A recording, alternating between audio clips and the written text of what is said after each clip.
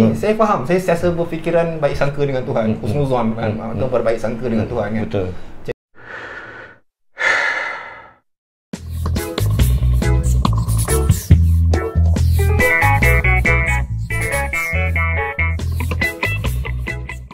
Hai, Assalamualaikum.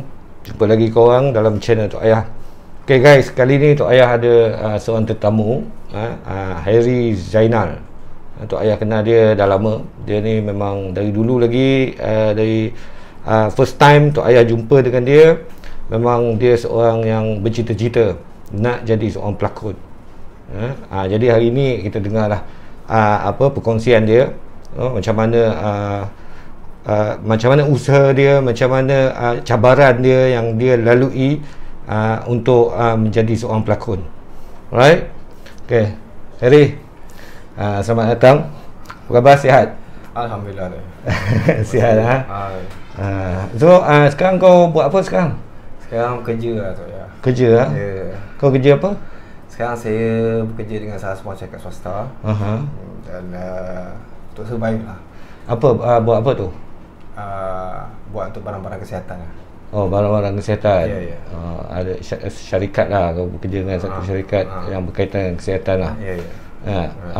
So cita-cita kau nak jadi pelakon tu macam mana? Masih lagi terpendam, masih lagi orang cakap membara dalam dada. Tapi cuma saya tak nak jadi macam kebanyakan orang yang pergi casting satu production melalui talent agencies. Sebab pada saya benda-benda tu yelah, mungkin kita boleh dapat job, mungkin boleh dapat duit, tapi ilmu tak ada. Faham tak?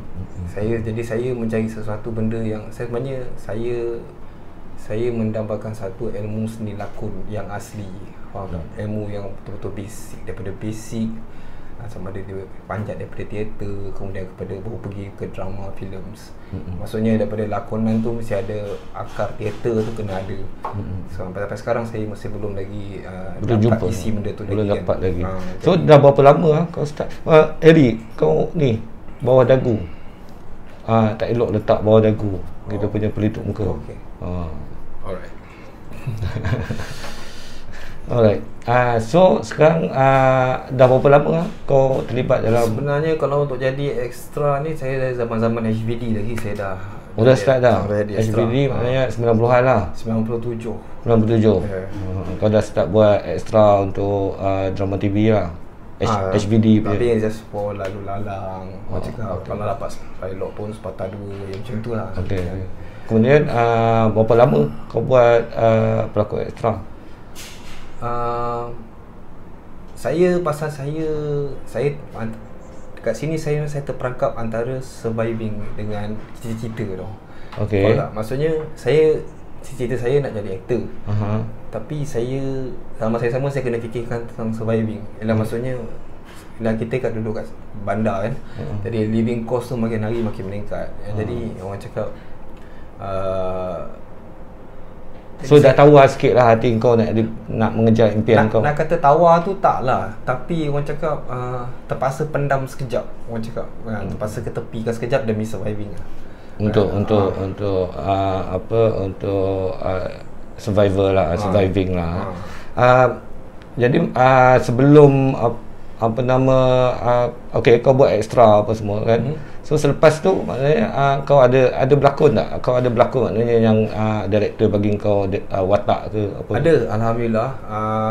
Saya ucap terima kasih pada, sebenarnya saya ucap terima kasih pada director yang saya tak boleh lupa, Murali Abdullah lah. Yang bagi saya peluang untuk berlakon dalam drama telemovie Taubat Seorang Samsing, watak supporting juga lah. So itu sebelum tu saya dah ada kat berlakon filem, tapi 1, 2, 3 scene je lah. Filem skrip 7707 Nazab Muhyiddin lah.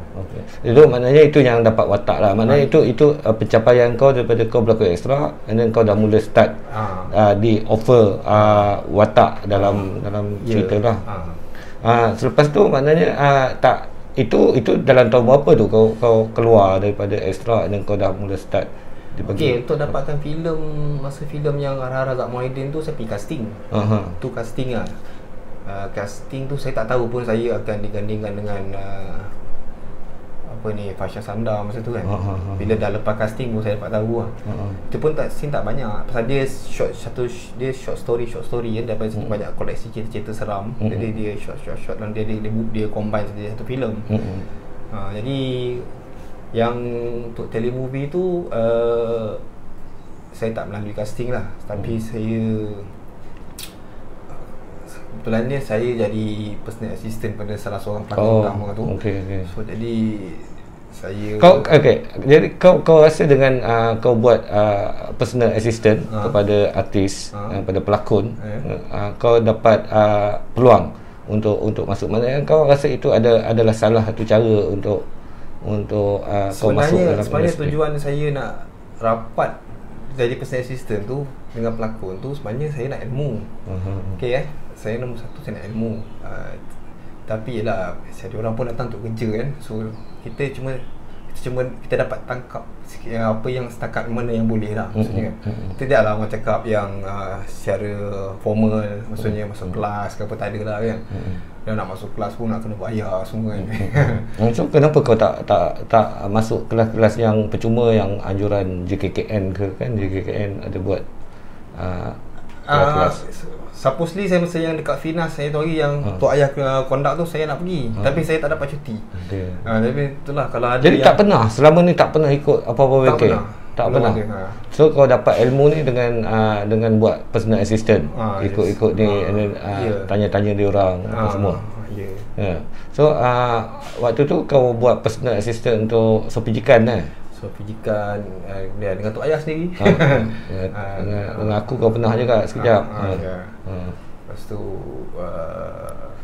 dia sebenarnya dulu dia pernah buat PA Tok Ayah.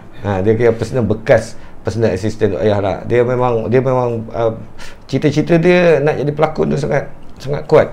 Tapi dia macam sampai sekarang macam tak ada rezeki kan, macam belum dapat rezeki lagi untuk jadi pelakon sepenuh masa. Tapi sekarang ni pun aku rasa 2-3 tahun kebelakangan ni pun kau dah berhenti mencuba. Ya, sebab bukan saya berhenti sebenarnya, saya tak berhenti mencuba. Cuma saya, ialah macam saya kata dengan Tok Ayah tadi kan, saya dia antara cita-cita dengan Survivor tu kita terhimpit, faham tak? So saya ialah dengan usia saya yang dah meningkat kan, jadi saya takkan saya nak, ialah kita pun hari-hari pun nak makan, betul tak? Jadi so, tapi kalau saya nak berlakon sekadar nak mengajar duit, untuk apa? Faham tak? Jadi kau masuk nak berlakon ni atas sebab apa? Kalau bukan sebab ialah maksud saya bukan kita nak kejar duit tu memang perlu. Tapi maksud saya, kalau kita cakap nak berlakon, kita nak apply, lepas tu jadi extra 1-2 scene, sampai bila? Sampai bila kan? Takkan kita nak mati sebagai extra je. Kan kita nak mati sebagai pelakon, pembantu je kan, betul tak? So kita mesti ada goal setting kita kan, untuk kita apa yang kita nak buat kan. Tapi tak maknanya, tapi usaha tu tak macam cantik, tak segairah dulu. Tak segairah dulu. Dia tak segairah dulu sebab kau slow down dah sekarang. Apa yang membuat kau slow down? Aku tahu sebab Survivor, apa sebab tu, tapi apa yang membuat kau memilih untuk sebab dulu pun Survivor juga, kau kerja juga tapi at the same time kau cuba juga nasib kau untuk berlakon dalam telemovie. Tapi sekarang tak nampak pun, kau lebih tumpu kerja je. Okey, sebab macam ni, dia tengok kepada keadaan kerja. Dulu saya bekerja, saya senang apply cuti. Macam dulu saya kerja sendiri, bawa teksi, kerja sendiri kan, bawa teksi kan. Jadi kita boleh control kita punya time, kita boleh manage kita punya rasa nak cuti ke lah, ada job kita boleh cuti kan. Macam sekarang kita bekerja dengan majikan. Dengan majikan, bila kita nak apply cuti tu, kalau kita tak ada orang yang replace kita pun masalah juga kan. Itulah kenapa kau memilih untuk kerja ada majikan. Kenapa kau tak terus buat kerja sendiri, at the same time mengejar impian kau? Apakah kau rasa macam peluang tu dah tertutup untuk kau, atau kau rasa memang susah untuk kau masuk? Kau apa? Sebenarnya kalau ada peluang untuk saya buat kerja sendiri, maksudnya macam dulu kan, buat teksi ke apa semua, saya memang nak buat ni. Saya boleh kontrol time yang masa, saya boleh fokus untuk ni kan. Tapi bila sekarang ni kita nak ambil taksi pun kena ada modal kan. Jadi benda-benda tu semua, jadi itu yang buatkan kita kerja dulu kan. Jadi saya rasa saya setiap malam tu yang saya hanya bila tengah malam pukul 3-4 pagi tu saya bangun. Saya kadang-kadang bercakap dengan Tuhan. Sebab bila saya nak duduk macam ni kan. Sebab bila saya pun teringin jadi macam Tok Ayah kan. Jadi satu legenda kan. Satu legend. Tak adalah legenda apa, biasa je. Tok Ayah kata biasa ke tak biasa ke, tapi hakikatnya itulah Tok Ayah. Pulanglah pada orang lain. Subjek dia sekarang kau cerita kau kan. Jadi dia jadi saya selalu bertanya dengan Tuhan dan saya selalu merintih dengan Tuhan agar satu hari nanti saya dibukakan jalan demi jalan kan. Tapi mungkin jalan tu tertutup sebab mungkin kerana dulu mungkin niat saya masuk dalam bidang tu tak betul. Jadi yang pertama saya nak perbetulkan niat. Tak betul maksudnya niat engkau sebelum ni apa? Ya, dulu kita fikir nak masuk tu pasal kita nak glamour. Kita nak orang kenal kita kan. Kita fikir nak famous lah contohnya kan. Lepas tu kedua kita nak orang puja kita macam tu kan. Jadi benda-benda tu semua awal-awal memang dengan niat itu lah. Awal-awal kita dengan niat itu kan. Jadi saya fikir bila lama-lama bila usia tu mematang kan, jadi saya rasa kalau aku terus memikirkan niat aku macam tu, memang Tuhan akan izinkan.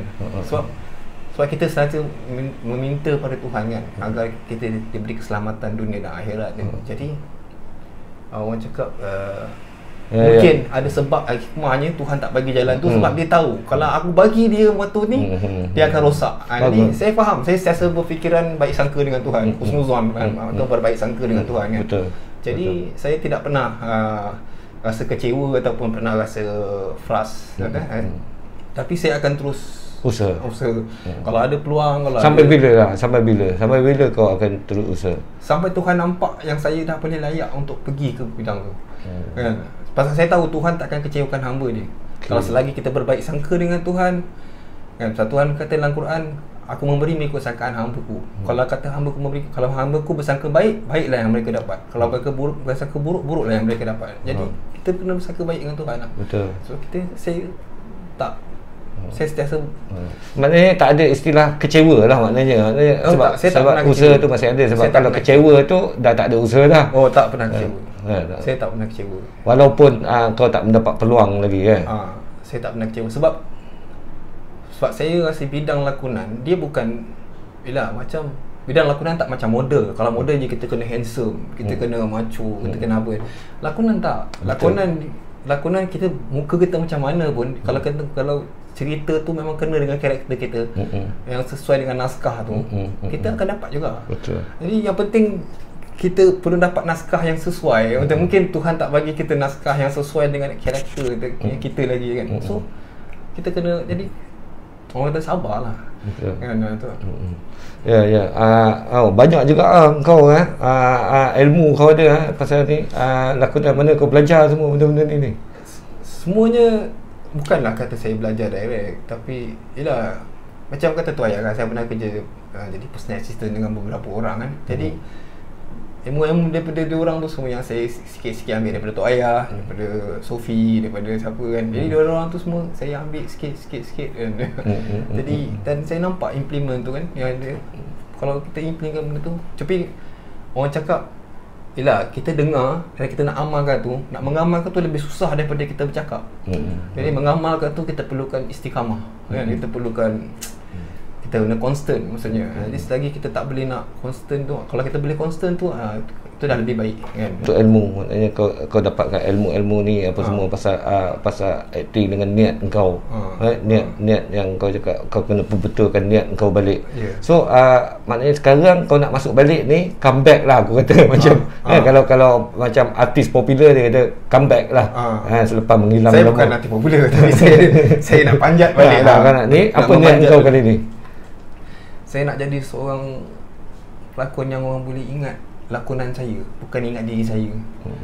Faham tak? Maksudnya kalau kita berlakon tu orang ingat apa watak yang kita bawa, bukan ingat siapa kita. Faham tak? Itu yang saya nak. Mungkin Tuhan ada Tuhan dengar doa kau. Bukan mungkin lah, memang Tuhan dengar doa kau kan? Tapi dia tak tunaikan lagi kan? Sebab mungkin kalau dia tunaikan sekarang, engkau jadi pelakon, mungkin ada benda yang tak elok yang kan? Yang kau tak tahu masa depan kau, tapi dia tahu apa. Sebab tu kau kena bersangka baik tu. Tuhan berkata dalam Quran, wa makaru wa makarallah wallahu khairul makirin. Kamu merancang, Allah Maha perancang. Dan sesungguhnya perancangan Allah itu jauh lebih baik daripada apa yang kamu rancang. Kita merancang, kita boleh rancang, tapi sebenarnya perancangan Allah itu jauh lebih baik. So kita kena baik sangka dengan Tuhan. Jadi kita kena lebih baik sangka, maksudnya kita jangan sekali-kali macam kalau kita pergi casting tak dapat, kita pergi tak dapat, kita frust, kita give up. Itu pada saya satu orang yang... Kau pernah tak rasa macam tu? Rasa give up? Saya tak pernah rasa give up. Kau pergi ke saya tak rasa give up. Saya kalau macam ada casting tu, saya go. Kalau tak dapat, saya okay, macam tu. Sebab saya rasakan saya rasa berfikirkan, saya memandang bahawa mungkin cerita yang orang tu cari, pelakon yang orang tu cari untuk cerita tu tak kena dengan saya. Saya memandang macam tu kan. Jadi tak apalah. Saya tak kisah kan. Sebab yang kita nak angkat adalah naskah, bukannya pelakon tu. Faham tak? Naskah tu yang kita nak angkat, naskah cerita tu sebenarnya kan. Jadi sekarang usaha kau dah start pergi audition balik lah? Tak, saya tak pergi audition. Jadi tapi apa usaha kau untuk comeback tu? Saya nak kumpulkan ilmu. Saya nak cukupkan ilmu. Saya nak belajar dari bawah balik. Maksudnya saya nak, kalau ada bengkel-bengkel lakonan, kalau ada kelas-kelas lakonan yang dalam permulaan ni secara percuma lah, yang ada mana-mana anjuran Finas ke anjuran apa tu, saya akan attend balik. Dulu pun yang itu hari pun masa Finas buat dekat yang baru ni, yang Tok Ayah Kondak tu, saya nak pergi. Tapi masalahnya lepas tu saya kekangan kerja kan, tak dapat. Dah ada apply cuti, tak dapat, tak ada orang replace kan. Tu yang dia. Habis ni sekarang kau kata kau nak comeback, tapi kau masih ada kerja ni, kerja dengan syarikat perubatan, apa kau cakap, pembersihan barang kesihatan. Barang kesihatan. Itulah saya. Dia kerja tetap ke atau kau boleh lari-lari? Setakat ni waktu kerja saya tu dia fleksibel lah. So jadi saya rasa mungkin saya boleh lah orang cakap. Masih boleh lagi lah orang cakap nak adjust time tu kan. Kalau dibandingkan dengan saya kerja-kerja yang sebelum ni yang memang tak terikat dengan kalau tak cukup, kalau tak datang tak cukup orang. Jadi kena ada replacement. Itu yang tak boleh. Jadi itu yang masalah tu kan. Jadi itu yang saya tambah ilmu tambah ilmu apa semua. Lepas tu kau ada plan tak, ada perancangan tak macam mana nak masuk balik dalam industri? Maksudnya dengan audition lah, dengan audition jugalah kau akan pergi ke ada jalan lain? Audition tu memang betul. One casting tu adalah salah satu cara sebenarnya. Tapi apa guna kalau kita casting kalau ilmu dalam dada tak cukup? Kan, faham tak? Maksudnya bukan setakat kita nak tahu daripada sudut acting, penglihatan watak ataupun apa ni, tapi daripada sudut technical juga, macam mana kita punya staging, kita punya blocking, semua itu kita nak belajar benda-benda semua kan. So itu semua kita nak tahu. Kau rasa dengan ada semua ilmu-ilmu tu, kau boleh masuk balik dalam industri? Yes, kalau saya confident sebab dia lebih meyakinkan saya. Bila saya dah ada ilmu, dia boleh lebih meyakinkan saya. Betul lah macam kau cakap tu, pelakon ni bukan hanya untuk orang muda, bukan hanya untuk orang handsome saja kan. Maknanya bukan untuk orang famous saja. Sebab dia bila kita kata acting ni, dia ada karakter kan. Dia industri dalam industri lakon ni lah yang paling tenaga kerja yang ada dalam tu, range dia yang paling dia fleksibel. Paling panjang lah range dia kan. Sebab dia boleh daripada baby kan sampai orang tua kan. Jadi macam siapa je boleh jadi pelakon. Kita tengok contoh macam Datuk Jaludin Hasan. Dia pun start umur dah 40. Umur 40 tahun ke atas kan. So target kau umur apa? Saya tak adalah tak. Bila saya pun dah 40 kan, dah 40 kan. Jadi saya rasa sekarang ni saya itulah dalam masa sekarang ni adalah masa saya untuk dapatkan lagi ilmu tu lagi. Maksudnya saya nak jadi, sebab saya nak pengalaman saya bekerja personal assistant dengan beberapa orang pelakon kan, yang pelakon yang hebat ni, saya nampak yang mereka ni semua, mereka bukan sekadar sebab mereka masuk tu sebab mereka glamour, tak. Tapi mereka masuk sebab mereka ada ilmu. Mereka ada akar yang kuat. Jadi akar tu yang saya nak cari. Yang akar tu maksudnya bila ada tunjang atau akar tu yang kuat tu, yang itu yang saya perlu ada benda tu untuk saya teruskan perjalanan saya. Kalau saya tak ada akar, kalau saya tak ada kekuatan di situ, habislah. Itu yang saya banyak fikirkan kan. Tapi andai kata kalau kau dah kumpul-kumpul ilmu apa semua, tapi Tuhan tetap juga tak izin kau masuk dalam industri ni, so kau tak menyesal? Dia macam ni Tok Ayah. Sebagai hamba, kita ada 3 step. Pertama kita berdoa. Lepas kita berdoa, kita berusaha. Berusaha tu ialah ilmu. Macam kita dapatkan ilmu, lepas tu kita pergi cari job, contohnya. Dan lepas kita dah buat 2 ni solid, yang ketiga tu tawakal. So bila kita tiga-tiga ni kita jalan, saya tak mustahil Tuhan takkan izinkan benda tu dapat. Sebab kita dah ikut syarat yang Tuhan bagi. Kan? Tuhan tak kejam. Tuhan tak pernah kejam dengan hamba dia. Tapi kita yang selalu buruk sangka dengan Tuhan. Betul. Kita yang selalu bila ada masalah ataupun ada ujian, kita kata, kenapa aku jadi macam ni Tuhan? Aku dah buat apa yang kau buat, yang kau suruh, tapi aku tetap kena macam ni. Dulu kau pernah macam tu kan? Dulu ada lah pernah macam tu. Sekarang baru kau rasa.